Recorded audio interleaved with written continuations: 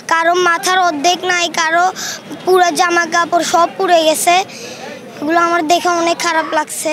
তখন আমি দেখলাম যে আকাশের মধ্যেই পাখার মধ্যে অল্প অল্প একটু আগুন জ্বলতেছিল। তারপর যখন আগুন জ্বলতেছে আমি উপরে তাকাইছিলাম, সাথে সাথে একদম নিচে সোজা গিয়ে গেটের ভিতর ঢুকে গেছে প্লেনটা, আর অনেক জোরে একটা বাস্ট হয়েছে। যখন অগ্নিকাণ্ড বা আগুন ছড়িয়ে গেল সেই মুহূর্তটা তোমাকে কেমন লেগেছিল এবং তোমার বন্ধু বান্ধবীরা তখন মানে কীরকম করছে? তখন অনেক চিল্লাচিল্লি কান্না, ওদের মধ্যে অনেকেই ছিটকায় বাইরে চলে আসতেছিল। কারো মাথার অর্ধেক নাই, কারো পুরো জামা কাপড় সব পুড়ে গেছে।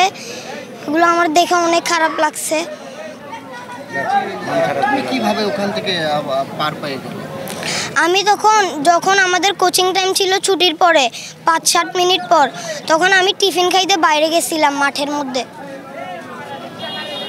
সেখান থেকে তুমি এই জিনিসটা দেখলে, তারপরে তোমার ক্লাসরুমে যখন গেলে তখন কি দেখছো বাবা?